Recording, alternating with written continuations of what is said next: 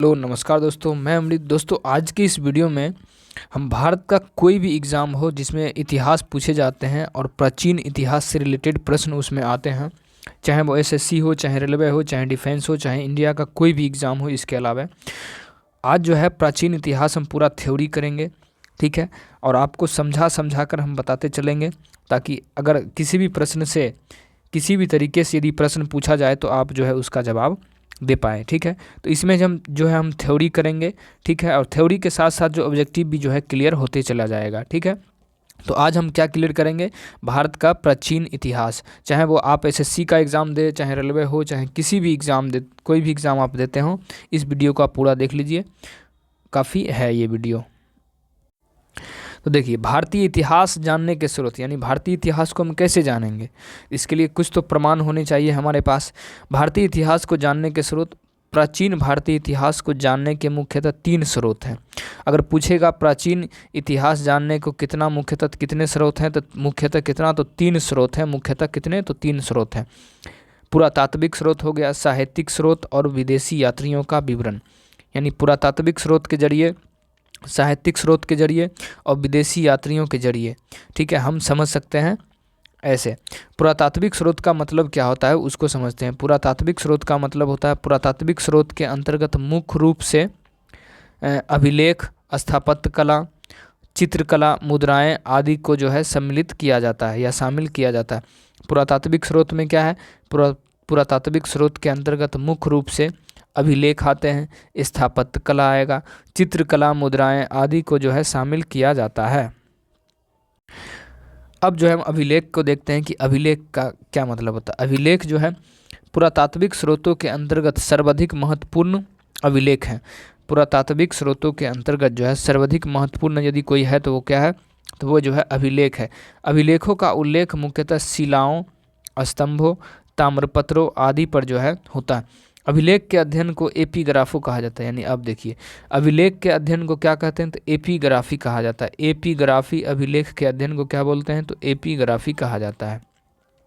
विश्व का प्राचीनतम अभिलेख बोगजगोई मध्य एशिया है। विश्व का सबसे प्राचीनतम अभिलेख कौन है, तो बोगजकोई मध्य एशिया है। इसमें वैदिक कालीन देवता इंद्र, मित्र, वरुण तथा नसत्य का उल्लेख प्राप्त हुआ है। अब देखिए, वैदिक कालिक देवता कौन, तो इंद्र, मित्र, वरुण तथा नसत्य का उल्लेख प्राप्त होता है। बोगजकोई, विश्व का सबसे प्राचीनतम अभिलेख कौन है, तो बोगजकोई कहाँ में है, तो मध्य एशिया में। भारत का सबसे प्राचीनतम अभिलेख अशोक के अभिलेखों को माना जाता है। भारत का सबसे प्राचीनतम अभिलेख अशोक के अभिलेखों को माना जाता है। अशोक के अभिलेख मुख्यतः ब्राह्मणी तथा खरोष्टी लिपि में प्राप्त हुए हैं। अब प्रश्न ये बनेगा कि अशोक के अभिलेख मुख्यतः ब्राह्मणी और खरोष्टी लिपि में प्राप्त हुए हैं, ठीक है, ब्राह्मणी और खरोष्टी लिपि में प्राप्त हुए हैं। अशोक के अभिलेख को सर्वप्रथम 1837 में जेम्स प्रिंसेप ने पढ़ा था। अशोक के अभिलेख को सर्वप्रथम किसने पढ़ा था? अशोक के अभिलेख को सर्वप्रथम पढ़ा था 1837 में पढ़ा गया था, जेम्स प्रिंसेप के द्वारा जो है पढ़ा गया था। अब देखते हैं महत्वपूर्ण अभिलेख कौन कौन से अभिलेख हैं, उसको हम देखते हैं। हाथी गुफा अभिलेख, हाथी गुफा अभिलेख, हाथी गुफा अभिलेख संबंधित शासक और उसकी विशेषताएं क्या है उसको देखें। हाथी गुफा अभिलेख कलिंगराज खारवेल, कलिंगराज किसके द्वारा? कलिंगराज खारवेल के द्वारा जो है बनाया गया था, कलिंगराज खारवेल के द्वारा। सर्वप्रथम भारतवर्ष का उल्लेख कलिंग युद्ध का वर्णन है। सर्वप्रथम भारतवर्ष का जो उल्लेख है, सर्वप्रथम भारतवर्ष का उल्लेख कलिंग युद्ध का वर्णन, यानी हाथी गुफा अभिलेख में सर्वप्रथम भारतवर्ष का उल्लेख मिला, कलिंग युद्ध का वर्णन भी इसमें मिला था। और कलिंग राजा खारवेल। जूनागढ़ अभिलेख, जूनागढ़ अभिलेख किससे संबंधित है, तो रुद्रदामन। जूनागढ़ अभिलेख जो है किससे संबंधित है, यानी शासक का क्या नाम है, तो रुद्रदामन। सुदर्शन झील के विषय में जानकारी इसमें दिया गया था। जूनागढ़ अभिलेख में जो है सुदर्शन। अब जूनागढ़ अभिलेख को सर्वप्रथम किसने बनाया था, तो रुद्रदामन के द्वारा अथी किया गया था, ठीक है। और किनके बारे में दिया गया है, तो सुदर्शन झील के विषय में जानकारी जो है जूनागढ़ अभिलेख में दिया गया है। नासिक अभिलेख तो गौतमी पुत्र सतकर्णी। नासिक अभिलेख का शासक कौन, किसके शासक में हुआ था? तो गौतमी पुत्र सतकर्णी, गौतमी पुत्र सतकर्णी, गौतमी पुत्र सतकर्णी। इसमें जानकारी क्या दिया गया है? तो सातवाहन शासकों की उपलब्धियाँ, सातवाहन शासकों की उपलब्धियों के बारे में जो है इसमें बताया गया है। किसमें? नासिक अभिलेख के बारे में। प्रयाग स्तंभ तो समुद्रगुप्त के द्वारा बनाया गया था। प्रयाग स्तंभ समुद्रगुप्त के द्वारा बनाया गया, प्रयाग स्तंभ समुद्रगुप्त के द्वारा। समुद्रगुप्त के विजय का उल्लेख जो है इसमें किया गया है, समुद्रगुप्त के विजय का उल्लेख प्रयाग स्तंभ में समुद्रगुप्त के विजय के बारे में इसमें उल्लेख जो है किया गया है। किसके द्वारा बनाया गया था? शासक कौन था? तो समुद्रगुप्त। एहोल अभिलेख किससे संबंधित है? तो पुलकेशिन द्वितीय। एहोल अभिलेख जो हो गया पुलकेशिन द्वितीय, एहोल अभिलेख पुलकेशिन द्वितीय। एहोल अभिलेख क्या है? तो पुलकेशिन द्वितीय, एहोल अभिलेख पुलकेशिन द्वितीय। मंदसौर अभिलेख यशोवर्मन, मंदसौर अभिलेख यशोवर्मन के द्वारा, मंदसौर अभिलेख यशोवर्मन, मंदसौर अभिलेख यशोवर्मन के द्वारा, मंदसौर अभिलेख यशोवर्मन के द्वारा, मंदसौर अभिलेख किनके द्वारा? तो यशोवर्मन के द्वारा। रेशम बुनकर की श्रेणियों की जानकारी, रेशम की बुनकर की श्रेणियों की जानकारी मंदसौर अभिलेख में यशोवर्मन के द्वारा दिया गया था। मंदसौर अभिलेख किसके द्वारा लिखा गया था? तो यशोवर्मन के द्वारा, यानी शासक कौन था? तो यशोवर्मन था। रेशम बुनकर की जानकारी जो है मंदसौर अभिलेख में दिया गया है। ग्वालियर अभिलेख में गुर्जर प्रतिहार शासक के बारे में जानकारी है। ग्वालियर अभिलेख में गुर्जर प्रतिहार शासकों के बारे में जानकारी है। ग्वालियर अभिलेख में गुर्जर प्रतिहार शासकों के बारे में जानकारी। ग्वालियर अभिलेख में गुर्जर प्रतिहार शासकों के बारे में जानकारी दिया गया है। भीतरी स्तंभ लेख स्कंदगुप्त, भीतरी स्तंभ लेख स्कंदगुप्त। हूनों पर विजय का विवरण, हूनों पर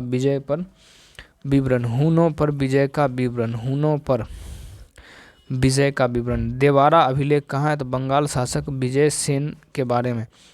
देवारा अभिलेख जो है बंगाल शासक विजय सेन के बारे में जो जानकारी उसमें मिलती है। किसमें? देवारा अभिलेख में बंगाल के शासक विजय सेन के बारे में जानकारी मिलती है। देवारा अभिलेख में बंगाल के शासक विजय सेन के बारे में जानकारी मिलती है। बांसखेड़ा तथा मधुबन अभिलेख, हर्षवर्धन की उपालियों का विवरण, हर्षवर्धन की उपलब्धियों का क्या है? विवरण बांसखेड़ा तथा मधुबन अभिलेख में दिया गया है। अब हम देखते हैं इसके बारे में आगे थोड़ा।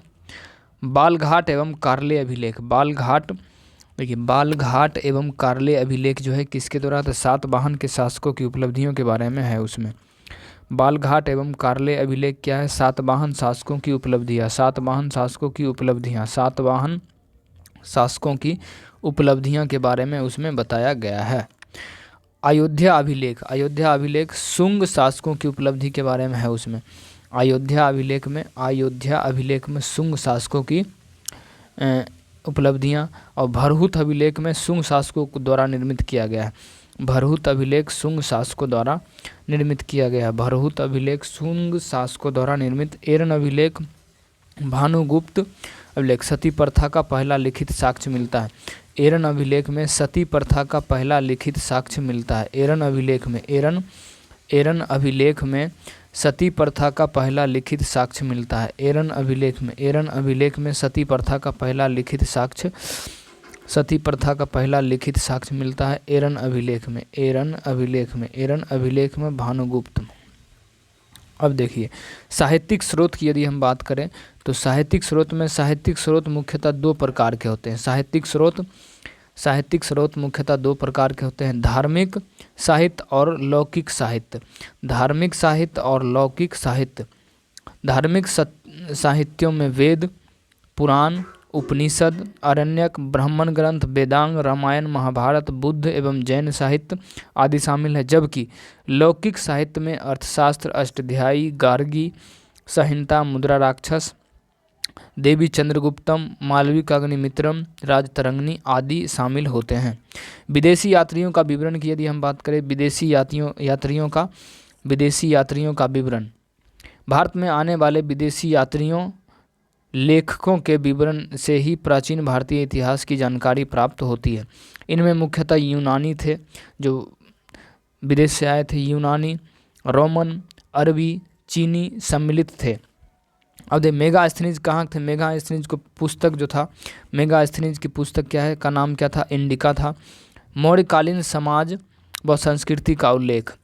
ये मेगास्थनीज में यानी इंडिका में किसका वर्णन है, इंडिका जो किससे संबंधित है, तो मौर्यकालीन समाज और संस्कृति का उल्लेख किस में मिलता है, तो इंडिका में जो है मिलता है। इंडिका में प्लिनी के द्वारा जो लिखा गया है पुस्तक वो क्या है, तो नेचुरल हिस्टोरिका, प्लिनी के द्वारा लिखा गया है। प्लिनी के द्वारा कौन सा, तो प्लिनी के द्वारा नेचुरल हिस्टोरिका लिखा गया। इसमें भारत व इटली के मध्य व्यापार, वनस्पति व खनिजों का उल्लेख है। इसमें क्या है, नेचुरल हिस्टोरिका में क्या है, भारत और इटली के मध्य व्यापार, वनस्पतियों एवं खनिजों का उल्लेख मिलता है। भारत एवं इटली के बीच व्यापार के बारे में नेचुरल हिस्टोरिका में। अब टोलमी में क्या, टोलमी में geography and Periplus of the Erythraean sea, यानी टोलमी पुस्तक ज्योग्राफी एवं Periplus of the Erythraean sea, भारतीय बंदरगाहों तथा व्यापारिक वस्तुओं का वर्णन है। इसमें भारत के बंदरगाहों तथा व्यापारिक वस्तुओं का वर्णन किसमें है, तो टोलमी के द्वारा जो geography and Periplus of the Erythraean में दिया गया। हेरोडोटस के द्वारा लिखा गया पुस्तक कौन है, तो हिस्टोरिका जो है हेरोडोटस के द्वारा लिखा गया। हिस्टोरिका किसके द्वारा, हेरोडोटस के द्वारा हिस्टोरिका लिखा गया। हेरोडोटस के द्वारा हिस्टोरिका पुस्तक लिखा गया। इसमें जो भारत एवं फारस के मध्य संबंधों का वर्णन है, इसमें भारत व फारस के मध्य संबंधों का वर्णन किसमें है, तो हिस्टोरिका में है। हिस्टोरिका में है। फाहियान, तो फाहियान फोक्यू की पुस्तक कौन सी है, तो फोक्यू की गुप्तकालीन सामाजिक, धार्मिक एवं आर्थिक स्थिति का विवरण इसमें मिलता है। गुप्तकालीन सामाजिक, धार्मिक और आर्थिक स्थिति का विवरण जो है इसमें मिलता है, किसमें, फोक्यूकी में, फाहियान के द्वारा। हेनसांग के द्वारा कौन सा पुस्तक लिखा है, सीयूकी जो है हेनसांग के द्वारा लिखा गया। सीयूकी, हेनसांग द्वारा सीयूकी लिखा गया। हर्षकालीन भारत का वर्णन है, हर्षवर्धन के काल का वर्णन है किसमें, सीयूकी में। Hiuen Tsang Harshvardhan Si-Yu-Ki. हॉन ली हेनसांग की जीवनी का है पुस्तक। हॉन ली हेनसांग की जीवनी के द्वारा किसके द्वारा, हॉन ली के द्वारा। हर्षकालीन इतिहास का वर्णन है इसमें, हेनसांग की जीवनी हर्षकालीन इतिहास का वर्णन। इत्सिंग जो है, इत्सिंग नालंदा एवं विक्रमशिला विश्वविद्यालय और उस समय के भारतीय उल्लेख। इत्सिंग कौन थे, तो नालंदा एवं विक्रमशिला विश्वविद्यालय और उस समय के भारत का उल्लेख जो है मिलता है। मार्को पोलो पांड्या साम्राज्य का इतिहास, मार्को पोलो, तो पांड्या साम्राज्य का इतिहास, मार्को पोलो, पांड्या साम्राज्य का इतिहास, मार्को पोलो। अलवर्णी राजपूतकालीन समाज, धर्म, रीति रिवाज आदि का वर्णन है इसमें। अल-मसूदी राष्ट्रकूट एवं प्रतिहार शासक का इतिहास है इसमें, अल-मसूदी में।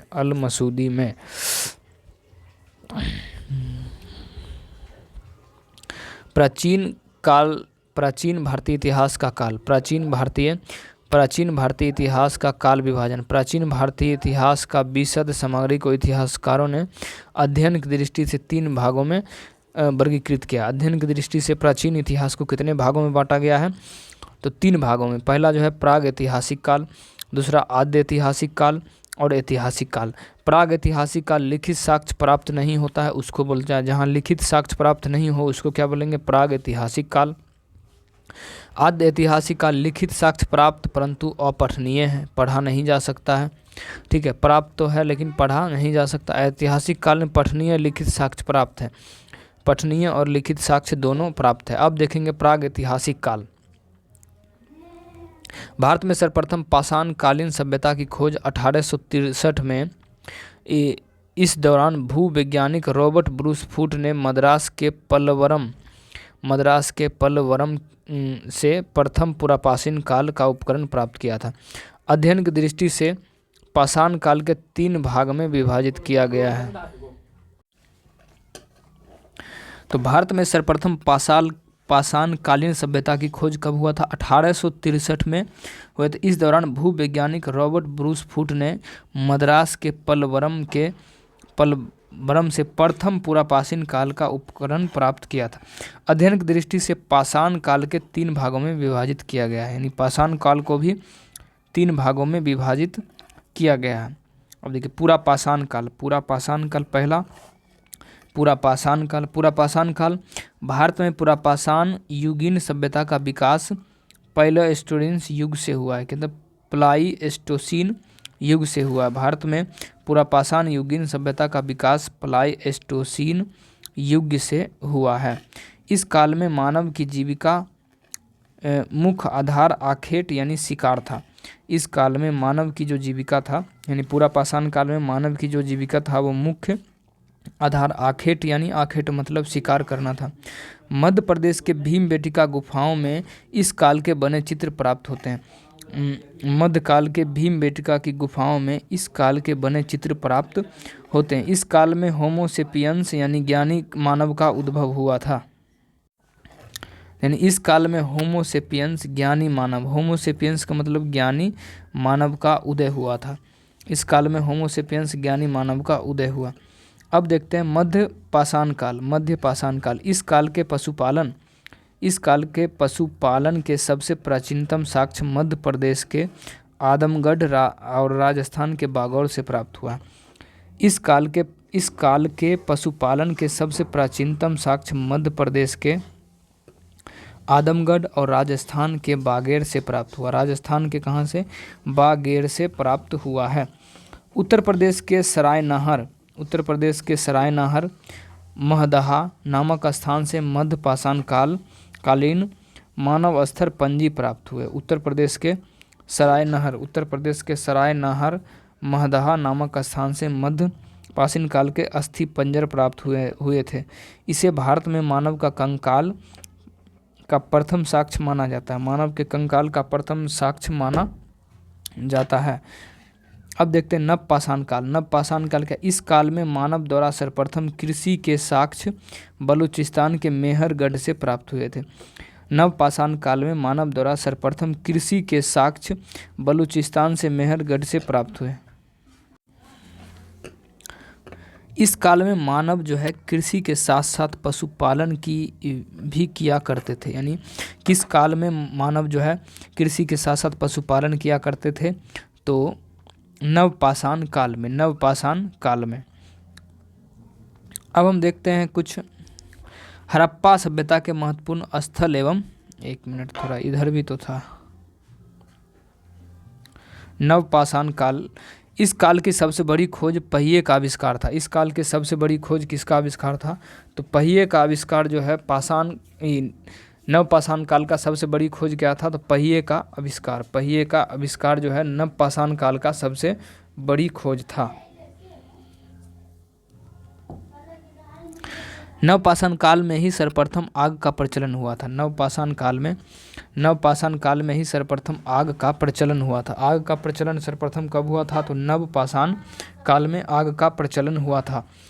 कश्मीर के बुर्ज होम में मानव के शव के साथ उसके पालतू कुत्ते को भी दफनाने का प्रमाण प्राप्त हुआ। कश्मीर के बुर्ज होम में मानव के शव, यानी शव मतलब लाश, मृत्यु के साथ उसके पालतू कुत्ते को भी दफनाने का प्रमाण मिला। अब देखते हैं हड़प्पा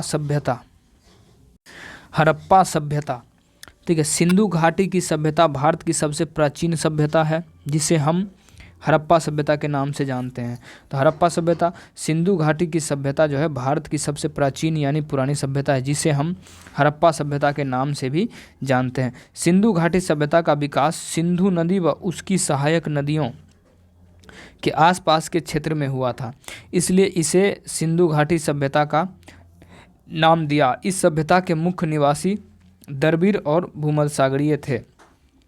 सिंधु घाटी सभ्यता का विकास सिंधु नदी व उसकी सहायक नदियाँ के आसपास के क्षेत्र में हुआ था, इसलिए इसे सिंधु घाटी सभ्यता का नाम दिया गया। इस सभ्यता के मुख्य निवासी द्रविड़ और भूमध्य सागरीय थे। इस सभ्यता के मुख्य निवासी द्रविड़ और भूमध्य सागरीय थे। रेडियो कार्बन 14 यानी C14 तकनीकी के माध्यम से इस सभ्यता का काल 2350 ईसा पूर्व से 1750 ईसा पूर्व तक बताया गया। रेडियो कार्बन C14 के तकनीकी के माध्यम से इस सभ्यता का काल 2350 ईसा पूर्व से 1750 ईसा पूर्व तक बताया गया। 2350 ईसा पूर्व से 1750 ईसा पूर्व तक बताया गया रेडियो कार्बन C14 के तहत। सिंधु घाटी सभ्यता एक नगरीय सभ्यता थी। सिंधु घाटी सभ्यता एक नगरीय सभ्यता थी। सिंधु घाटी सभ्यता एक कैसी सभ्यता थी? तो सिंधु घाटी सभ्यता एक नगरीय सभ्यता थी। नगर दो भागों में विभाजित थे, दुर्ग और निचला शहर। सिंधु घाटी सभ्यता एक नगरीय सभ्यता थी। सिंधु घाटी सभ्यता एक नगरीय सभ्यता थी। नगर जो है दो भागों में विभाजित थे, पहला दुर्ग और दूसरा निचला शहर। दुर्ग और निचला शहर। सिंधु घाटी सभ्यता के लोगों का मुख्य व्यवसाय व्यापार, कृषि।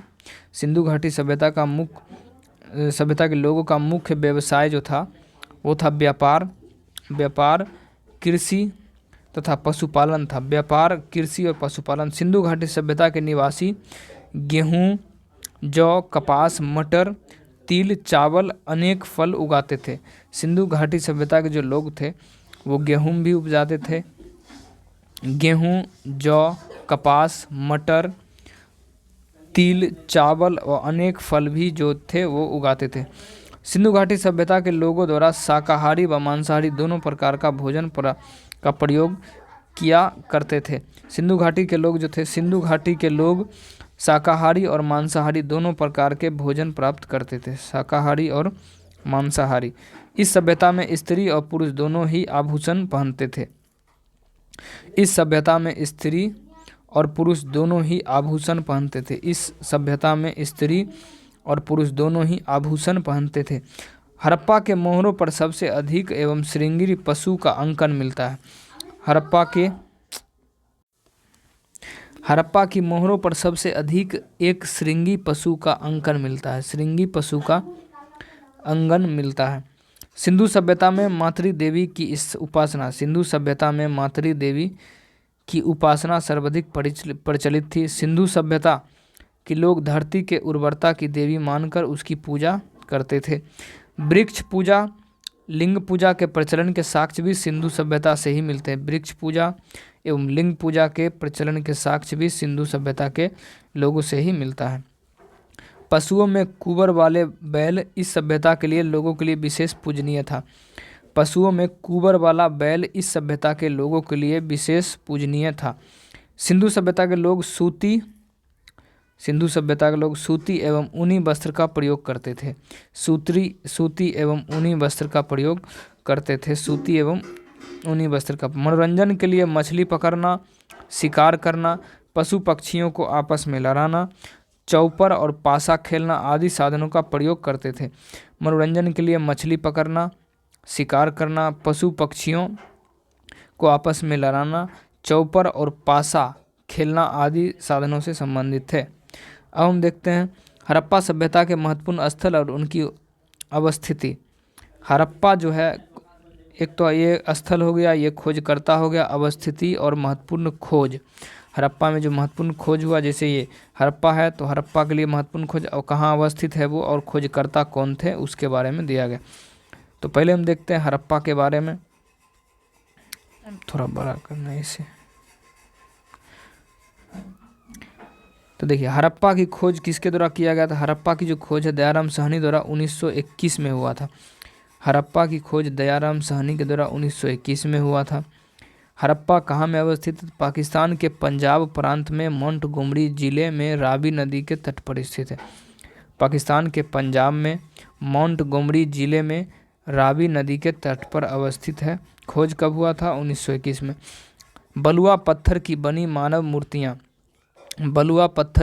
मानव मूर्तियाँ, अन्नागार और बैलगाड़ी, ठीक है, हड़प्पा में है।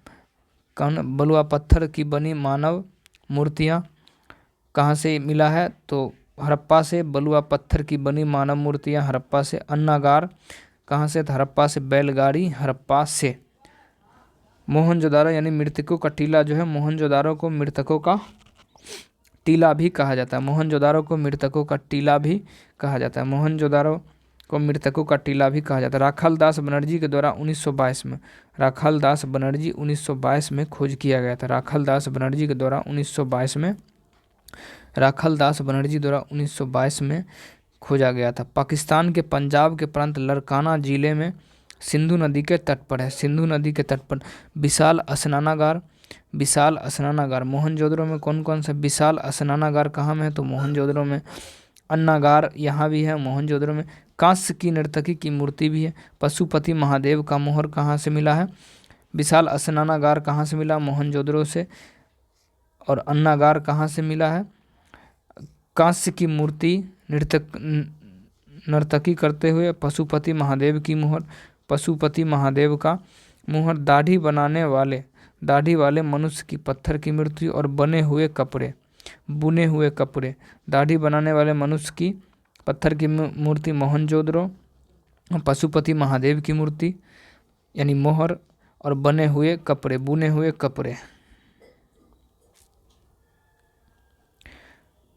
अब देखिए सूतकागेनडोर के खोजकर्ता कौन है? तो स्टाइन है। सूतकागेनडोर के खोजकर्ता कौन है? सूतकागेनडोर के खोजकर्ता स्टाइन है 1927 में।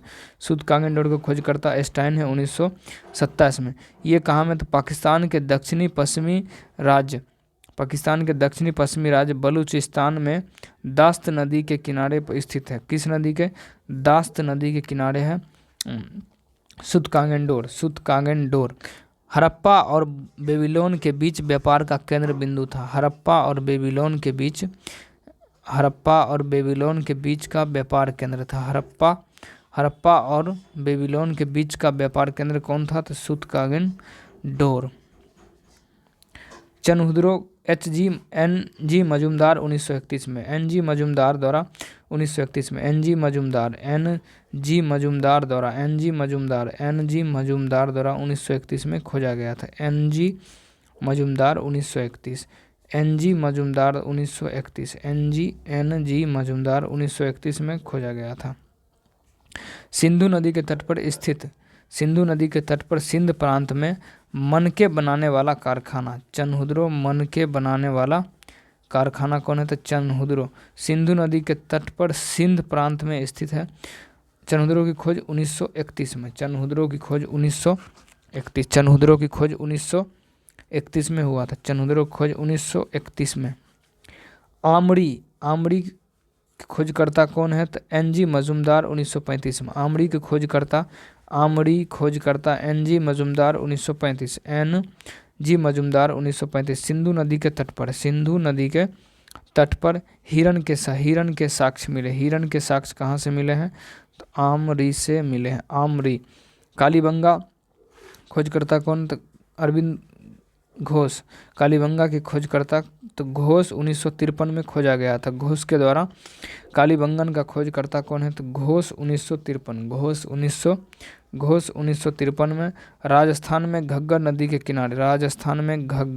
के किनारे कालीबंगा। राजस्थान में घग्गर नदी के किनारे। अग्नि वेदिकाएँ कहाँ से मिला है? तो कालीबंगा से। अग्नि वेदिकाएँ ऊँट की हड्डियाँ कहाँ से मिला है? तो कालीबंगा से। लकड़ी का हल कहाँ से? तो कालीबंगा से। अग्नि देविकाएँ कहाँ से? कालीबंगा से। ऊँट की हड्डी का और लकड़ी का हल। लोथल कहाँ में? तो लोथल जो है आर राव के द्वारा खोजा गया था। लोथल 1953 में आर राव के द्वारा खोजा गया था। लोथल खोजा गया था। आर राव। गुजरात में कैम्बे की खाड़ी के समीप भोगवा नदी के किनारे पर स्थित। गुजरात में कैम्बे की खाड़ी के समीप भोगवा नदी के किनारे स्थित मानव निर्मित बंदरगाह लोथल में कौन सा है? तो लोथल में मानव निर्मित बंदरगाह गोदीबाड़ा, धान की भूसी, अग्नि वेदिकाएँ, शतरंज का खेल।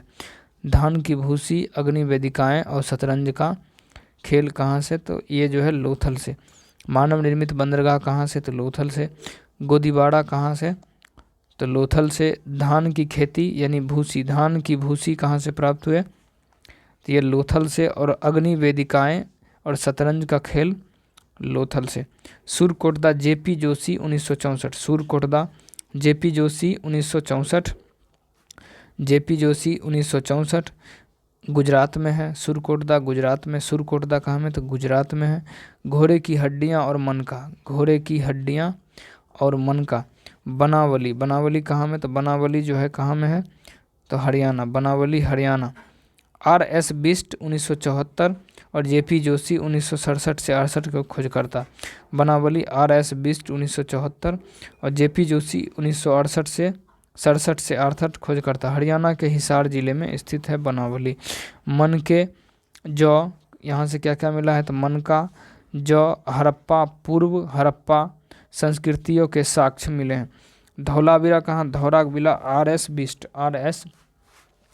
बिष्ट के द्वारा धौलावीरा खोजा गया। आर.एस. बिष्ट, आर.एस. बिष्ट 1990 का उत्खनन करता। गुजरात में कच्छ के रण में स्थित है ये। जल का निकासी प्रबंधन एवं जलकुंड कहाँ से मिला है, तो धौलावीरा। जल के निकासी प्रबंध एवं जलकुंड कहाँ से मिला है, तो धौलावीरा से मिला। अब हम देखेंगे वैदिक काल।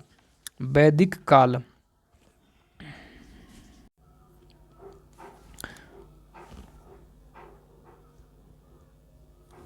वैदिक काल को ऋग्वैदिक, वैदिक काल को ऋग्वैदिक या पूर्व वैदिक काल 1500 से 1000 ईसा पूर्व तथा उत्तर वैदिक काल को 1000 ईसा पूर्व से 600 ईसा पूर्व में बांटा गया है। वैदिक काल को ऋग्वैदिक काल या पूर्व वैदिक काल 1500 से 1000 ईसा पूर्व तथा उत्तर वैदिक काल को 1000 से 600 ईसा पूर्व में बांटा गया। ऋग्वैदिक काल की सर्वाधिक पवित्र नदी सरस्वती थी, जिसे नदीतम नदियों में प्रमुख कहा जाता है। यानी वैदिक काल की सर्वाधिक पवित्र नदी कौन थी, तो सरस्वती को मानी जाती थी। वैदिक काल को ऋग्वैदिक या पूर्व वैदिक काल, यानी वैदिक काल का जो काल है वो 1500 से कितना 1000 ईसा पूर्व, और उत्तर वैदिक काल का 1000 से 600 ईसा पूर्व। 1000 से 6 उत्तर वैदिक काल, 1000 से 600 ईसा पूर्व, और ऋग्वैदिक काल या पूर्व वैदिक काल 1500 से 1000 ईसा पूर्व। आर्यों एवं वैदिक काल की जानकारी ऋग्वेद से होती है। आर्यों एवं वैदिक काल की जानकारी जो है ऋग्वेद से होती है। वेद 4 हैं। वेद कितने हैं, वेद जो है 4 है। ऋग्वेद, सामवेद, यजुर्वेद और अथर्ववेद। वेद टोटल कितने हैं, तो वेद ऋग्वेद, सामवेद, यजुर्वेद और अथर्ववेद। वेद टोटल कितने हैं, तो वेद टोटल 4 है। ऋग्वेद, सामवेद, यजुर्वेद और अथर्ववेद।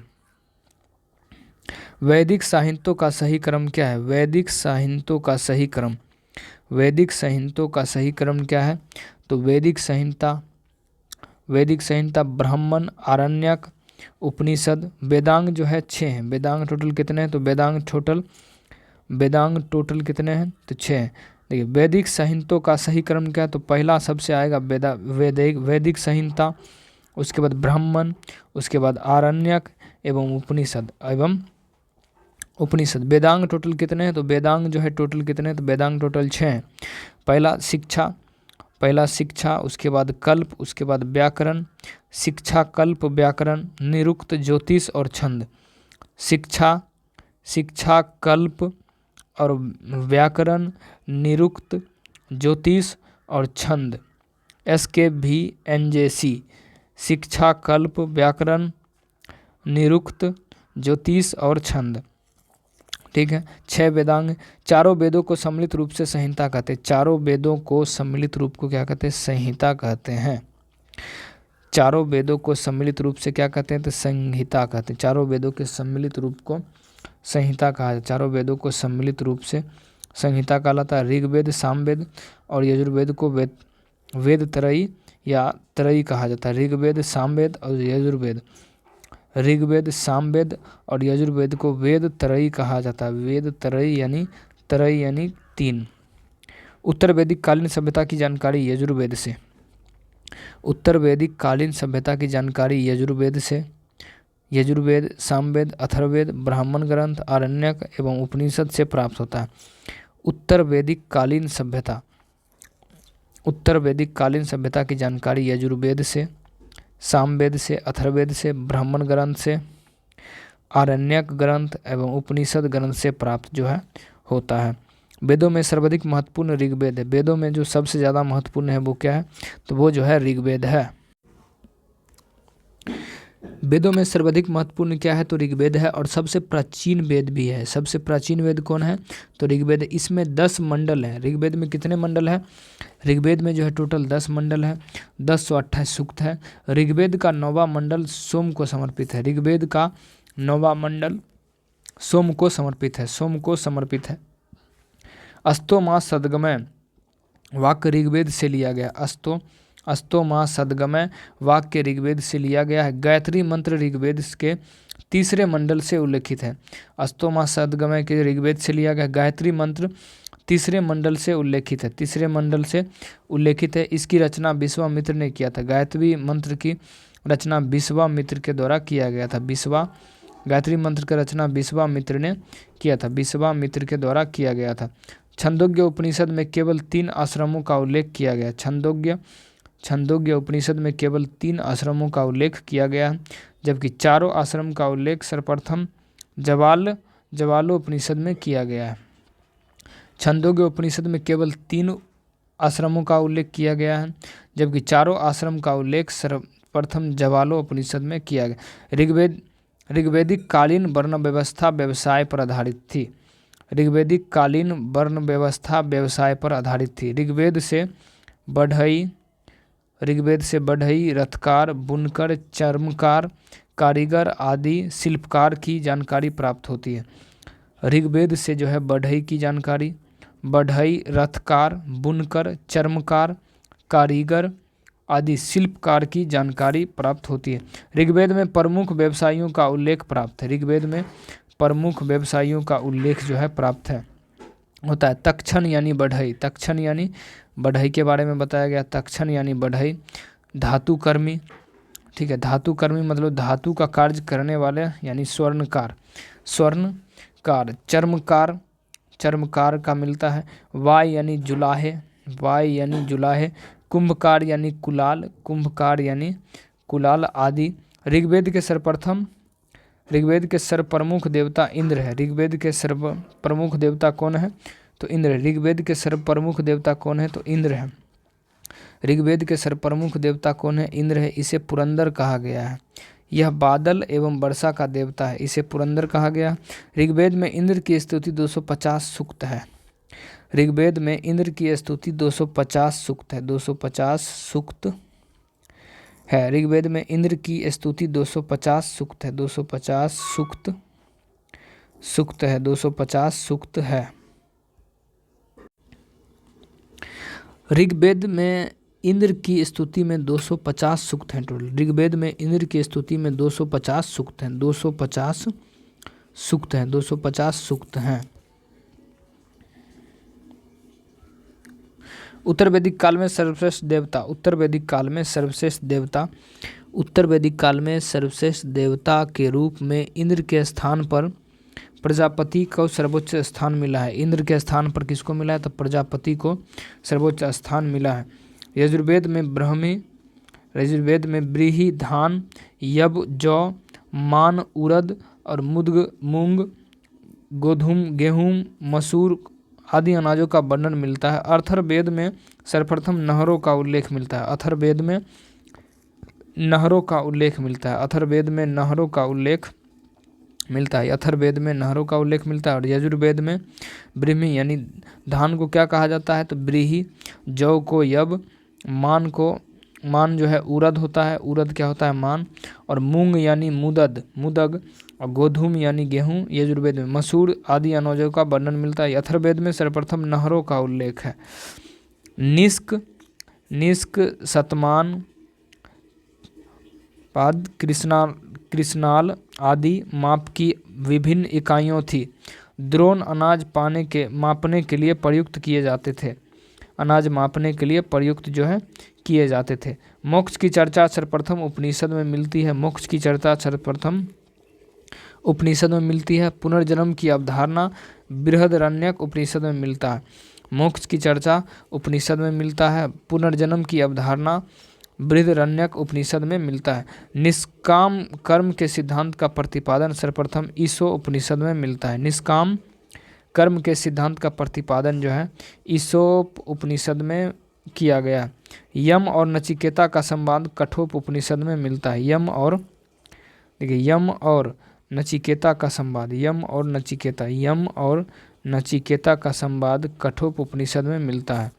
यम और नचिकेता का संवाद किस में मिलता है? तो कठोप उपनिषद में मिलता है। यम और नचिकेता का संवाद कठोप उपनिषद में। ऋग्वैदिक काल समाज की सबसे छोटी इकाई परिवार होता था। इसके अलावा इसमें अन्य इकाइयाँ के रूप में ग्राम, विष, जन का उल्लेख भी हुआ है।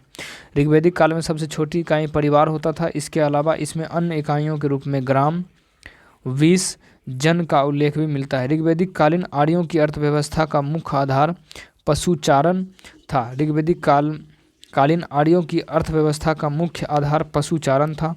पशुओं की प्राप्ति के लिए विभिन्न प्रकार की प्रार्थनाएं अनुष्ठान किए जाते थे। पशुओं की प्राप्ति के लिए विभिन्न प्रकार की प्रार्थनाएं अनुष्ठान किए जाते थे। गाय को अघन्य अर्थात ना मारे जाने वाला पशु कहा गया है। गाय को अघन्य अर्थात ना मारे जाने वाला पशु कहा गया है। गाय से संबंधित विभिन्न शब्दों के उल्लेख से मिलता है। गाय से संबंधित विभिन्न शब्दों का उल्लेख से मिलता है। गोमत मतलब धनी व्यक्ति, गवष्टि मतलब गाय की खोज, और गोपति यानी गाय का रक्षक आदि। वैदिक काल में सभा और समिति नामक दो संस्थाएं थी।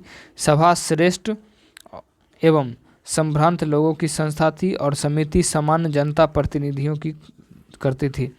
वैदिक काल में सभा और समिति नामक दो संस्थाएं थी।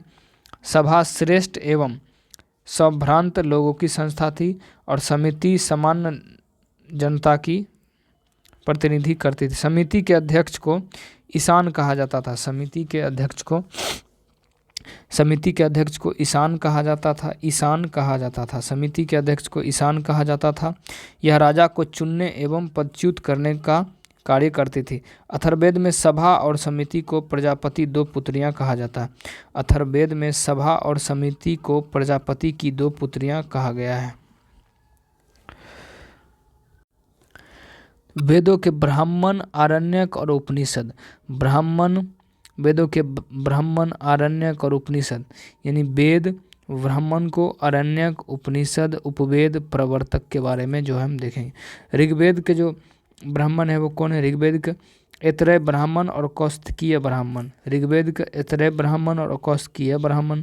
आरण्यक जो है ऋग्वेद के ऐतरेय और कौस्तकी। उपनिषद जो है ऐतरेय उपनिषद और कौस्तकीय उपनिषद। उपनिषद और कौस्तकीय उपनिषद। उपवेद की यदि बात करें ऋग्वेद के क्या है तो आयुर्वेद हो गया। प्रजापति, प्रवर्तक कौन थे? तो प्रजापति। सामवेद के 25 ब्राह्मण, तांडव ब्राह्मण, षड्विश ब्राह्मण, जैमिनी ब्राह्मण, छंदोग्य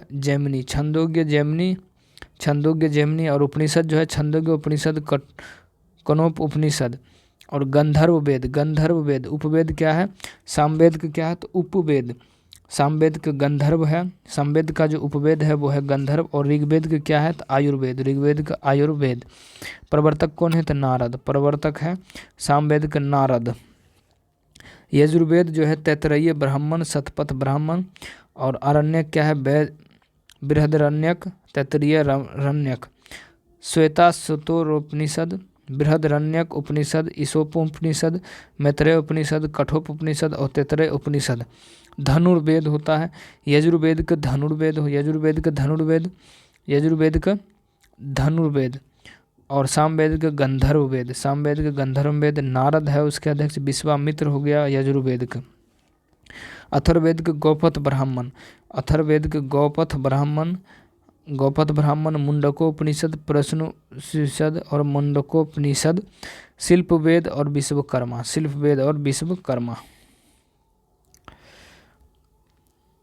प्रमुख भारतीय दर्शन एवं उसके संस्थापक, प्रमुख भारतीय दर्शन और उनके संस्थापक। न्याय दर्शन के संस्थापक कौन है? तो महर्षि गौतम। न्याय दर्शन के जो संस्थापक है वो है महर्षि गौतम। न्याय कौन करता? तो महर्षि गौतम। न्याय महर्षि गौतम, न्याय महर्षि गौतम। सांख्य दर्शन के संस्थापक कौन? महर्षि कपिल। सांख्य दर्शन के संस्थापक कपिल, सांख्य दर्शन के संस्थापक कपिल। सांख्य दर्शन के संस्थापक कौन है? तो महर्षि कपिल। सांख्य दर्शन के संस्थापक कौन है? तो महर्षि कपिल। सांख्य दर्शन के संस्थापक हो गया महर्षि कपिल, महर्षि कपिल, महर्षि कपिल। सांख्य दर्शन का महर्षि कपिल, महर्षि कपिल। मीमांसा दर्शन का महर्षि जैमिनी, मीमांसा दर्शन का महर्षि जैमिनी। सांख्य दर्शन के कपिल, मीमांसा दर्शन के जैमिनी, मीमांसा दर्शन के जैमिनी। योग दर्शन के महर्षि पतंजलि, योग दर्शन के संस्थापक कौन? तो महर्षि पतंजलि। और वैशेषिक दर्शन के महर्षि कणाद, वैशेषिक दर्शन के महर्षि कणाद। अब महाजनपद काल, महाजनपद काल। 6ठी शताब्दी ईसा पूर्व में 16 महाजनपदों का विकास हुआ।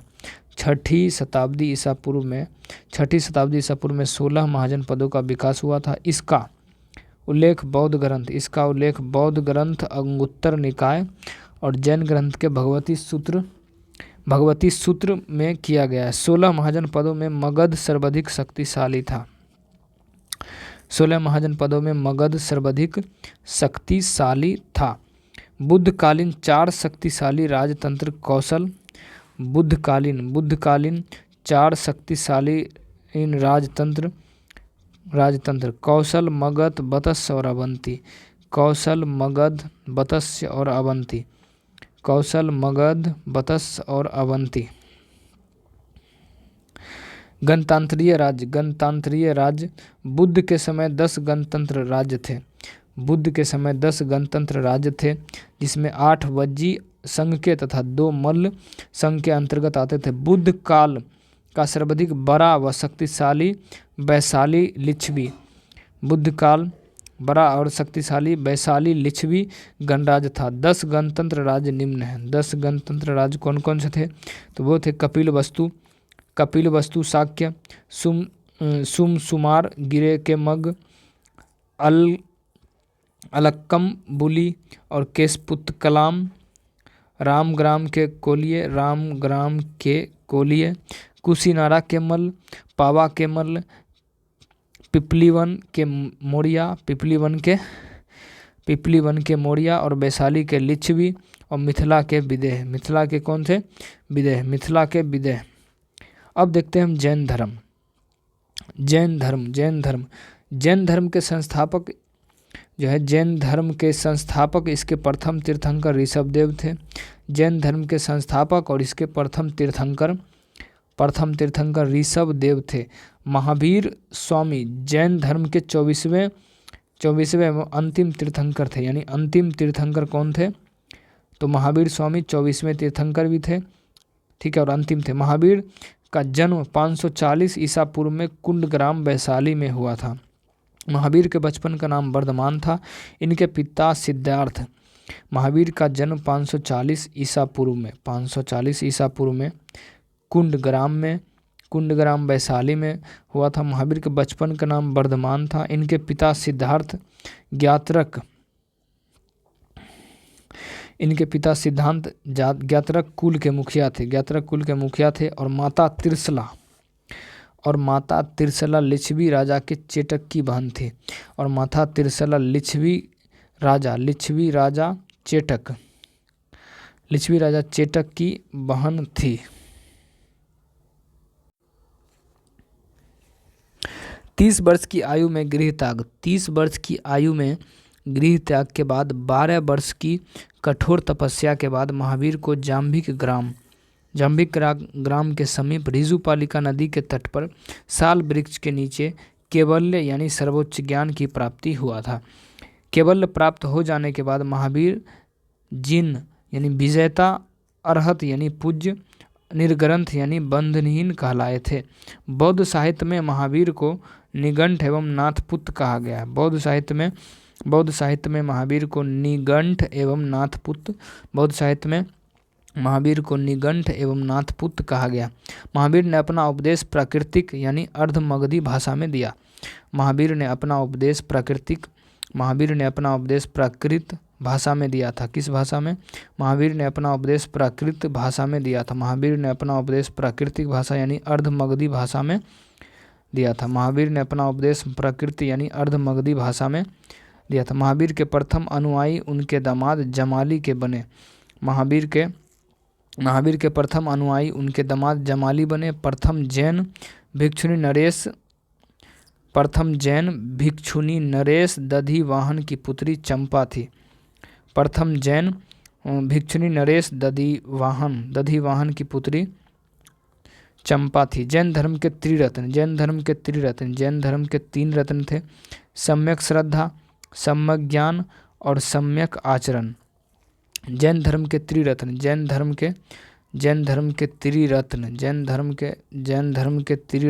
सम्यक श्रद्धा, सम्यक ज्ञान और सम्यक आचरण। सम्यक श्रद्धा, सम्यक ज्ञान और सम्यक आचरण। जैन धर्म में पंच महाव्रत अहिंसा, सत्य, अस्तेय, अपरिग्रह और ब्रह्मचर्य की व्यवस्था की गई। जैन धर्म में पंच महाव्रत है: अहिंसा, सत्य, अस्तेय, अपरिग्रह, ब्रह्मचर्य की व्यवस्था की गई। महावीर की मृत्यु यानी निर्वाण बिहार राज्य के पावापुरी में राजगीर में 72 वर्ष की आयु में 468 ईसा पूर्व में हुआ था। 468 ईसा पूर्व में हुआ था। स्यादवाद अनेकांतवाद अथवा सप्तगंभीर को ज्ञान की सापेक्षता का सिद्धांत कहा जाता है। ज्ञान की सापेक्षता का सिद्धांत स्यादवाद, अनेकांतवाद अथवा सप्तगंभीर को ज्ञान की सापेक्षता का सिद्धांत कहा जाता है। कुछ प्रमुख शासक जैन धर्म के अनुयायी थे: उदयन, चंद्रगुप्त मौर्य, कलिंगराज खारवेल, अमोघवर्ष, राष्ट्रकूट राजा और चंदेल शासक। यानी उदयन जो थे जैन धर्म के अनुयायी थे, चंद्रगुप्त मौर्य जैन धर्म के अनुयायी थे, कलिंगराज खारवेल, अमोघवर्ष, राष्ट्रकूट के राजा, चंदेल शासक। जैन धर्म के आध्यात्मिक विचार सांख्य दर्शन से प्रेरित है। महावीर की मृत्यु के बाद जैन मत श्वेतांबर एवं दिगंबर नामक दोनों संप्रदायों में बट गया। स्थूलभद्र के शिष्य श्वेतांबर यानी श्वेत वस्त्र धारण करने वाले और भद्रबाहु के शिष्य दिगंबर यानी नग्न रहने वाले कहलाए। जिन तीर्थंकरों की जीवनियों का संकलन भद्रबाहु द्वारा रचित कल्पसूत्र में किया गया है, जो संस्कृत भाषा में लिखा गया है। चंदेल शासकों ने खजुराहो में जैन मंदिरों का निर्माण कराया। उज्जैन और मथुरा जैन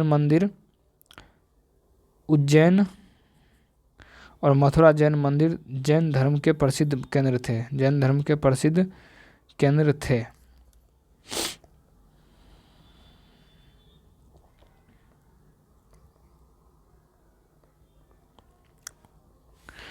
तो जैन संगीतियाँ जो थी,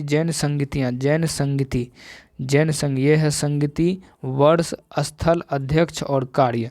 ठीक है। प्रथम संगीति 298 ईसा पूर्व से 300 ईसा पूर्व के बीच में हुआ था पाटलिपुत्र में। प्रथम जैन संगीति 298 ईसा पूर्व से 300 ईसा पूर्व पाटलिपुत्र में हुआ था। अध्यक्ष जो था वो था स्थूलभद्र था। प्रथम संगीति 12 अंगों की संकलन किया गया।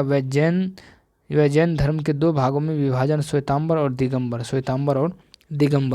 298 से 300 ईसा पूर्व में पाटलिपुत्र में हुआ था, स्थूलभद्र के शासनकाल में अध्यक्षता में। द्वितीय संगति 552 ईसा पूर्व में हुआ था। द्वितीय संगति 552 ईसा पूर्व में बल्लभी गुजरात में 552 ईस्वी में हुआ था। 552 ईस्वी में बल्लभी गुजरात में। देवर्धि गणी क्षमा श्रवण। द्वितीय जैन संगति के दौरान जैन धर्मों को अंतिम रूप से लिपिबद्ध संकलन किया गया। अब देखते हैं बौद्ध धर्म के बारे में। बौद्ध धर्म के संस्थापक गौतम बुद्ध थे। गौतम बुद्ध का जन्म 563 ईसा पूर्व में कपिलवस्तु के लुम्बिनी नामक स्थान पर हुआ था। इनके बचपन का नाम जो था सिद्धार्थ था। इनके बचपन का नाम क्या था? सिद्धार्थ था बचपन का नाम। 29 वर्ष की अवस्था में गृह त्याग किया, जिसे बौद्ध धर्म में महावीर निष्क्रमण कहा गया है। गृह त्याग करने के बाद सिद्धार्थ बुद्ध यानी वैशाली के अलार कलाम में सांख्य दर्शन की शिक्षा ग्रहण किए थे। अलार कलाम सिद्धार्थ के प्रथम गुरु थे। सिद्धार्थ को एशिया का ज्योतिपुंज यानी लाइट ऑफ एशिया भी कहा जाता है, यानी गौतम बुद्ध को। 6 वर्ष की कठिन तपस्या के बाद 35 वर्ष की उम्र में वैशाख पूर्णिमा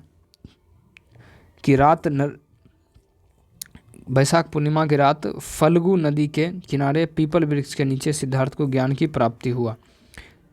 ज्ञान प्राप्ति के बाद सिद्धार्थ बुद्ध के नाम से जाने गए और वह स्थान बोध गया कहलाया। बुद्ध ने अपना प्रथम उपदेश सारनाथ यानी ऋषिपतनम में दिया था, जिसे बौद्ध ग्रंथों में धर्म चक्र प्रवर्तन जो है कहा गया है। बुद्ध ने अपने उपदेश जनसाधारण की भाषा पाली में तथा कौशल, वैशाली, कौशाम्बी तथा अन्य राज्यों में भी दिए थे। सर्वाधिक उपदेश कौशल देश की राजधानी श्रावस्ती में दिए थे। सबसे अधिक उपदेश कौशल देश की राजधानी श्रावस्ती में दिए थे। बिंबिसार, प्रसेनजीत तथा उदयन अनुयायी शासक थे। बिंबिसार, प्रसेनजीत, उदयन अनुयायी शासक थे। बुद्ध के प्रधान शिष्य उपाली और आनंद थे। बुद्ध के प्रधान शिष्य उपाली और आनंद थे। बुद्ध की मृत्यु 80 वर्ष की आयु में 483 ईसा पूर्व में कुशीनारा में हुआ था। बुद्ध की मृत्यु जो हुआ था 483 ईसा पूर्व में 80 वर्ष की आयु में कुशीनारा में कुशीनगर में हुआ था। कुशीनगर उत्तर प्रदेश में चुंद द्वारा अर्पित भोजन करने के बाद हो गई, जिसे बौद्ध धर्म में महापरिनिर्वाण कहा गया है। महापरिनिर्वाण जो है कहा गया। बौद्ध धर्म के भी त्रिरत्न है। बौद्ध धर्म के त्रिरत्न क्या है? तो बुद्ध, धम्म और संघ। बौद्ध धर्म के त्रिरत्न बुद्ध, धम्म और संघ। बुद्ध के पंचशील सिद्धांत का वर्णन छंदोग्य उपनिषद में किया गया। बुद्ध के त्रिरत्न है। बौद्ध धर्म के त्रिरत्न है बुद्ध, धम्म और संघ। बुद्ध के पंचशील सिद्धांत का वर्णन छंदोग्य उपनिषद में किया गया। बौद्ध धर्म के 4 आर्य सत्य है। बौद्ध धर्म के 4 आर्य सत्य है। दुख समुदाय, दुख निरोध और दुख निरोधगामिनी। दुख हो गया दुख समुदाय, दुख निरोध और दुख निरोधगामिनी। सांसारिक दुखों से मुक्ति हेतु बुद्ध ने अष्टांगिक मार्ग बताए थे।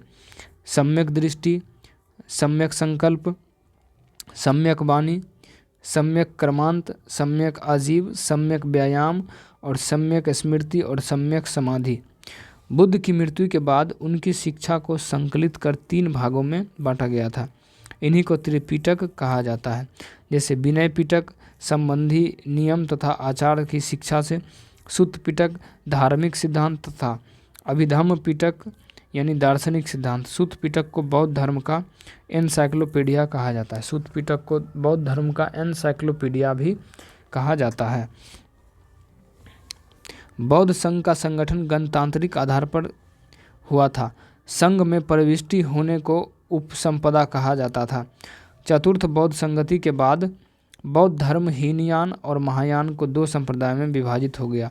बिहार और बंगाल के पाल शासकों ने बौद्ध धर्म के प्रचार प्रसार में विशेष योगदान दिया था। नालंदा तथा विक्रमशिला विश्वविद्यालय के शिक्षा के प्रधान केंद्र थे। विशेष योगदान नालंदा तथा विक्रमशिला विश्वविद्यालय बौद्ध शिक्षा के प्रधान केंद्र थे। अब देखते हैं बौद्ध संगति। प्रथम बौद्ध संगति राजगृह में हुआ था। प्रथम बौद्ध संगति कहाँ में हुआ था? तो प्रथम बौद्ध संगति हुआ था राजगृह में हुआ था, सप्तपर्णी गुफा में हुआ था। समय जो है 483 ईसा पूर्व में हुआ था। 483 ईसा पूर्व में हुआ था। किसके शासनकाल में? अजातशत्रु के शासनकाल में। अध्यक्ष जो हुआ था वो महाकश्यप हुआ था। अध्यक्ष कौन था? तो महाकश्यप। कार्य क्या था? बुद्ध की शिक्षाओं को सुत्त पिटक और विनय पिटक नामक पिटकों में अलग अलग संकलन किया जाना। यानी प्रथम बौद्ध संगति कब हुआ था? 483 ईसा पूर्व में राजगृह में सप्तपर्णी गुफा में हुआ था। अजातशत्रु के शासनकाल में। अध्यक्ष कौन थे? तो महाकश्यप। द्वितीय बौद्ध संगति वैशाली में हुआ था। द्वितीय बौद्ध संगीति वैशाली में, द्वितीय बौद्ध संगीति वैशाली में हुआ था 383 ईसा पूर्व में, 383 ईसा पूर्व में। द्वितीय बौद्ध संगीति 383 ईसा पूर्व में वैशाली में हुआ था। कालाशोक के शासनकाल में, कालाशोक के शासनकाल में, कालाशोक के शासनकाल में, कालाशोक के शासनकाल में हुआ था। और सबका मित्रा सावक मीर जो था, सावक मीर जो अध्यक्ष था। तृतीय बौद्ध संगीति पाटलिपुत्र में हुआ था। तृतीय बौद्ध संगीति कहाँ हुआ था? पाटलिपुत्र। तृतीय बौद्ध संगीति पाटलिपुत्र में 250 ईसा पूर्व में अशोक के काल में हुआ था। तृतीय बौद्ध संगीति पाटलिपुत्र में 350 ईसा पूर्व में अशोक के शासनकाल में मोगलीपुत्र के अध्यक्ष में हुआ था। चतुर्थ बौद्ध संगीति कुंडलवन जम्मू कश्मीर, चतुर्थ बौद्ध संगीति कुंडलवन जम्मू कश्मीर प्रथम शताब्दी में। चतुर्थ बौद्ध संगीति कुंडलवन जम्मू कश्मीर प्रथम शताब्दी में कनिष्क के काल में वसुमित्र और अश्वघोष, वसुमित्र और अश्वघोष के काल में। अब देखिए मौर्य साम्राज्य, मौर्य साम्राज्य, मौर्य साम्राज्य की स्थापना 322 ईसा पूर्व में चंद्रगुप्त मौर्य ने किया था। चंद्रगुप्त मौर्य जैन धर्म का अनुयायी था। चंद्रगुप्त मौर्य वंश की स्थापना 322 ईसा पूर्व में चंद्रगुप्त मौर्य ने किया था। चंद्रगुप्त मौर्य जैन धर्म का अनुयायी था। उसने जैन गुरु भद्रबाहु से जैन धर्म की दीक्षा लिया था। ब्राह्मण साहित्य चंद्रगुप्त मौर्य को शूद्र, बौद्ध एवं जैन ग्रंथ क्षत्रिय तथा विशाखादत्त कृत मुद्रा राक्षस में बिरसल कुल यानी निम्न कुल बताया गया है। ब्राह्मण साहित्य चंद्रगुप्त मौर्य को शूद्र, ब्राह्मण साहित्य में चंद्रगुप्त मौर्य को शूद्र, बौद्ध एवं जैन ग्रंथ क्षत्रिय तथा बौद्ध एवं जैन ग्रंथ क्षत्रिय तथा विशाखा दत्त कृत मुद्रा राक्षस में बिरसल कुल यानी निम्न कुल बताया गया है।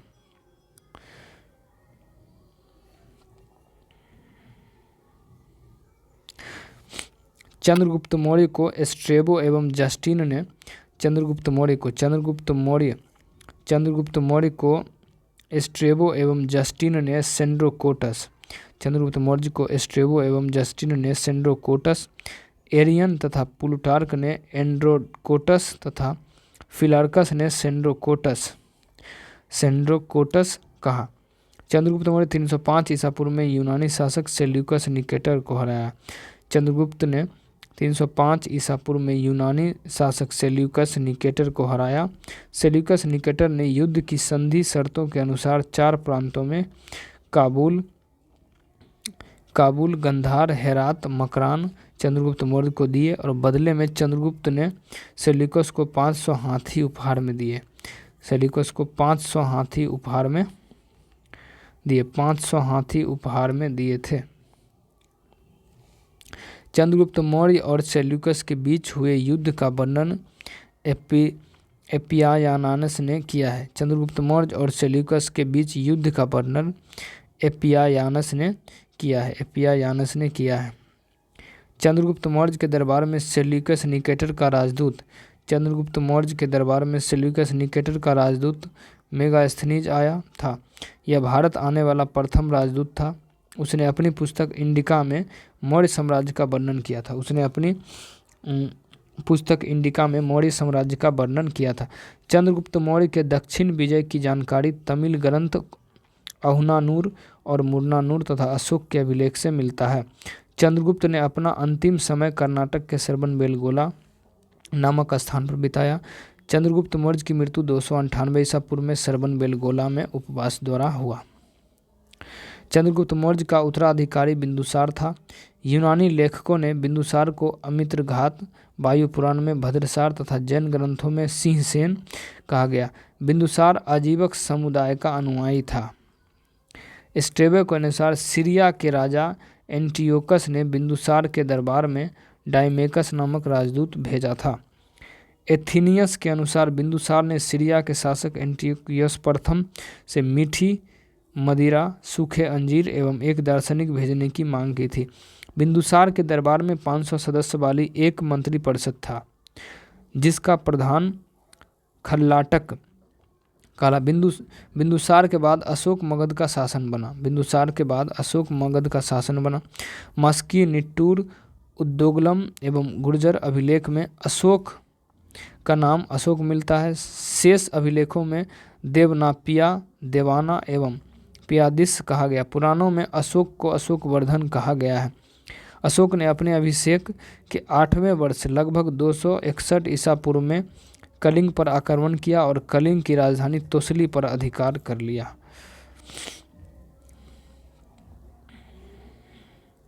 उपगुप्त नामक बौद्ध भिक्षु ने अशोक को बौद्ध धर्म की दीक्षा दिया था। अशोक ने बौद्ध धर्म के प्रचार के लिए अपने पुत्र महेंद्र एवं पुत्री संघमित्रा को श्रीलंका भेजा था। भारत में शिलालेख का प्रचलन सर्वप्रथम अशोक ने किया। अशोक शिलालेख में ब्राह्मणी, खरोष्ठी और ग्रीक और अरमाइक लिपि का प्रयोग किया था। 1750 ईस्वी में टी फैंथलर ने सर्वप्रथम अशोक के दिल्ली मेरठ स्तंभ लेख की खोज की। जेम्स प्रिंसेप ने 1837 में सर्वप्रथम अशोक के शिलालेख को पढ़ा। अशोक के बृहद शिलालेख। प्रथम शिलालेख पशु बलि की निंदा। अशोक के बृहद शिलालेख जो थे, प्रथम शिलालेख में पशु बलि की निंदा किया गया था, पशु बलि की निंदा। दूसरा शिलालेख में मनुष्य एवं पशु की चिकित्सा। दूसरा शिलालेख में मनुष्य एवं पशु की चिकित्सा के बारे में। तीसरा शिलालेख में अधिकारियों का 5वें वर्ष दौरा। तीसरा शिलालेख में अधिकारियों का 5वें वर्ष दौरा, अधिकारियों का 5वें वर्ष दौरा। अब 5वां शिलालेख धम्म महामात्रों की नियुक्ति, धम्म महामात्रों की नियुक्ति। 11वां शिलालेख धम्म की व्याख्या, 11वां शिलालेख धम्म की व्याख्या, 11वां शिलालेख धम्म की व्याख्या। 13वां शिलालेख कलिंग युद्ध का वर्णन, 13वां शिलालेख कलिंग युद्ध का वर्णन। मौर्य काल में बलि एक प्रकार का धार्मिक कर था। मौर्य काल में बलि एक प्रकार का धार्मिक कर था, जबकि भू राजस्व में राजा के हिस्से का भाग कहा जाता था। उदक भाग सिंचाई का कर था, उदक भाग सिंचाई का कर था। भरहुत एवं सांची के स्तूप की स्थापना मौर्य शासक अशोक के शासनकाल में हुआ था। अशोक का कौशाम्बी अभिलेख रानी का अभिलेख कहलाता है। अशोक तथा उसके पौत्र दशरथ के समय बराबर तथा नागार्जुन पहाड़ियों को काटकर गुफाएं आजीविकों को दान में दिए थे, जिसमें से बराबर की गुफाओं सुदामा गुफा तथा कर्ण चौपर नामक गुफा सुप्रसिद्ध हैं। सारनाथ स्तंभ को भारत के राष्ट्रीय प्रतीक के रूप में अपनाया गया है। धमेक स्तूप सारनाथ में है, जहां बुद्ध ने ज्ञान प्राप्ति के बाद अपने पहले 5 ब्राह्मण शिष्यों को पहला उपदेश दिया था, जिसका निर्माण अशोक ने करवाया था। मौर्य प्रशासन के विषय में कौटिल्य अर्थशास्त्र एवं मेगास्थनीज की इंडिका से महत्वपूर्ण जानकारी प्राप्त होती है। न्यायालय में दीवानी मामलों, विवाह एवं तलाक, कंटक शोधन न्यायालय में फौजदारी मामलों में निपटाया जाता था। मौर्य काल में पूर्वी घाटी पर ताम्रलिप्ति तथा पश्चिमी तट पर भृग, कच्छ और सोपारा भारत के महत्वपूर्ण पतन थे। कौटिल्य के अर्थशास्त्र में मौर्यकालीन सिक्के इस प्रकार हैं: कारसापन, पन या धारण चांदी सिक्का, सुवर्णा सोने, पास भाषक तांबा और कांकनी छोटे तांबा का सिक्का था।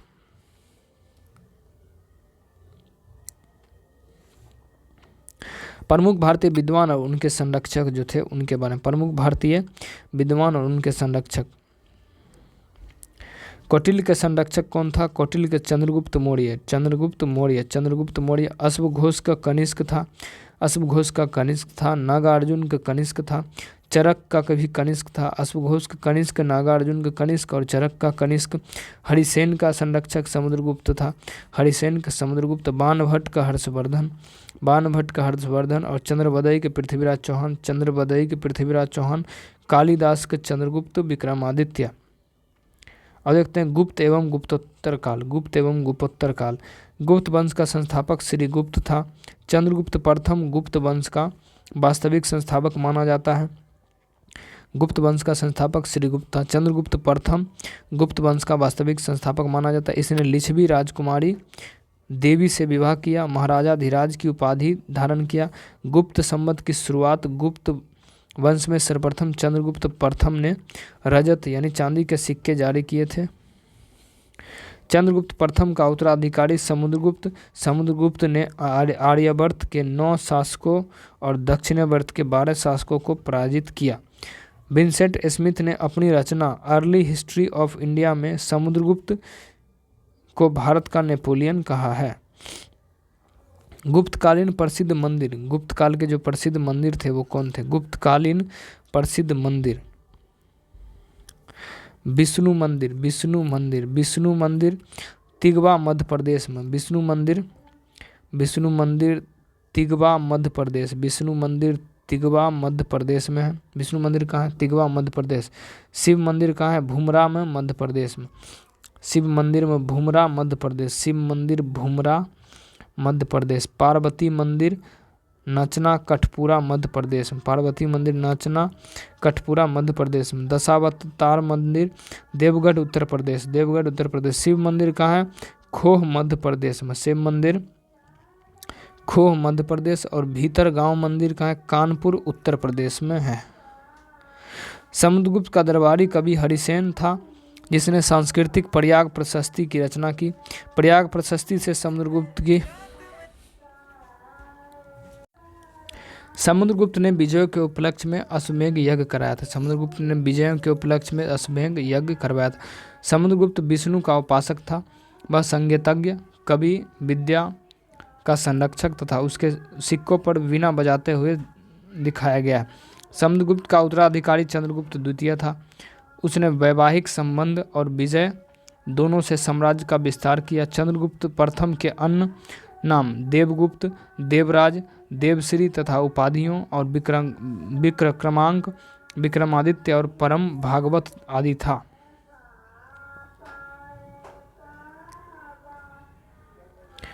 चंद्रगुप्त द्वितीय के शासनकाल में बौद्ध चीनी यात्री फाहियान भारत आया। शकों पर विजय के उपलक्ष्य में चंद्रगुप्त द्वितीय ने चांदी के सिक्के चलाए और शिकार के उपाधि धारण किया। उसकी विजयों का विवरण उदयगिरी गुहालेख से प्राप्त होता है। उसके दरबार में 9 रत्न विद्वान थे: कालिदास, धन्वंतरी, छपनक, अमरसिंह, शंकु, बेताल भट्ट, घटकरपर, ब्राह्मीहिर और बररुचि आदि। चंद्रगुप्त द्वितीय ने अपनी पुत्री प्रभावती गुप्त का विवाह वाकटक नरेश रुद्रसेन से किया। चंद्रगुप्त द्वितीय का उत्तराधिकारी कुमारगुप्त था। गुप्त शासक ने सर्वाधिक अभिलेख कुमारगुप्त के हैं। नालंदा विश्वविद्यालय की स्थापना कुमारगुप्त ने की थी, जिसे ऑक्सफोर्ड ऑफ महायान बौद्ध कहा जाता था। स्कंदगुप्त ने पर्णदत्त को सौराष्ट्र का गवर्नर नियुक्त किया। वह उसके पुत्र चक्रपालित से गिरनार पर्वत पर स्थित सुदर्शन झील का पुनर्निर्माण कराया। प्रशासनिक सुविधा के लिए स्कंदगुप्त ने अपनी राजधानी अयोध्या स्थानांतरित किया। अंतिम गुप्त शासक विष्णुगुप्त गरुणगुप्त वंश का राजकीय चिन्ह था। अब देखते हैं कला साहित्य। नारद, कात्यायन, याज्ञवल्क्य, बृहस्पति स्मृतियों की रचना भी गुप्त काल में हुई थी। सर्वप्रथम जाति के रूप में काश्यप का उल्लेख ओशनम स्मृति में मिलता है। सती प्रथा का सर्वप्रथम अभिलेखीय साक्ष्य भानुगुप्त एरन अभिलेख से प्राप्त होता है। गुप्त काल में निर्मित अजंता एवं बाघ की गुफाएं महत्वपूर्ण हैं, जिनमें अजंता की गुफाओं की संख्या 16 उत्कीर्ण मरणोपरांत है। राजकुमारी का चित्र विशेष रूप से प्रशंसनीय। गुफा संख्या 17 में बुद्ध की जीवनी से संबंधित है। बीजगणित के लिए ब्रह्मगुप्त ने जिस शब्द का प्रयोग किया वह कटक गणित है। यह एक निश्चित समीकरण की शर्तों को कम करने के लिए एल्गोरिदम है। विज्ञान के क्षेत्र में आर्यभट्ट के शून्य के सिद्धांत तथा दशमलव प्रणाली का विकास गुप्त काल में हुआ था। विज्ञान के क्षेत्र में आर्यभट्ट के शून्य सिद्धांत तथा दशमलव प्रणाली का विकास गुप्त काल में हुआ था।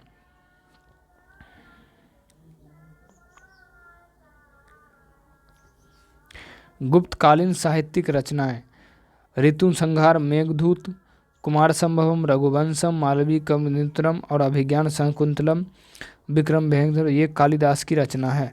ऋतुसंहार, मेघदूत, कुमार संभवम, रघुवंशम, मालविकाग्निमित्रम, अभिज्ञान शाकुंतलम और विक्रमोर्वशीयम ये कहाँ का है? ये जो है लेखक कौन है? तो कालिदास। मुद्रा राक्षस देवी चंद्रगुप्तम, विशाखा दत्त की रचना है। विशाख दत्त की रचना है। काव्य दर्शन 10 कुमार चरितम दंडी स्वप्नवास दत्तम चरुदत्तम अरभंगा कर्णभा और पंचरात्रि भास के द्वारा लिखा गया है।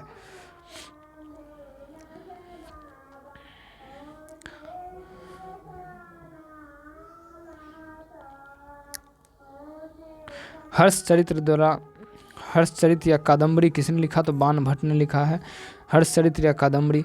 नागानंद प्रियदर्शिका रत्नावली हर्ष ने लिखा है, हर्ष द्वारा लिखा गया। किरातार्जुनियम भरावी द्वारा। रावण वध किसके? तो वत्स भट्टी द्वारा। अमरकोश क्या था? अमर सिंह द्वारा। अमरकोश किनके द्वारा लिखा गया? तो अमर सिंह द्वारा। चंद्र व्याकरण चंद्र गोमिल द्वारा। चंद्र के द्वारा। विशुद्धि मग बुद्ध घोष के द्वारा। बृहत संहिता या पंच सिद्धांतिका ब्राही मिहिर के द्वारा। ब्रह्म सिद्धांत आर्यभट्टियम और सूर्य सिद्धांत आर्यभट्ट द्वारा दिया गया। न्याया अवतार सिद्धांत सिद्ध सेन के द्वारा। नीति शास्त्र कामंदक के द्वारा। चरक संहिता चरक द्वारा दिया गया था। मृच्छकटिकम शूद्रक द्वारा दिया गया। योगाचार असंग द्वारा दिया गया था। के द्वारा। गुप्त काल में शैव धर्म के अनेक संप्रदायों का विकास हुआ। शैव, पशुपति, कापालिक और कालमुख। गुप्त वंश के पतन के बाद जिन राजवंशों का उदय हुआ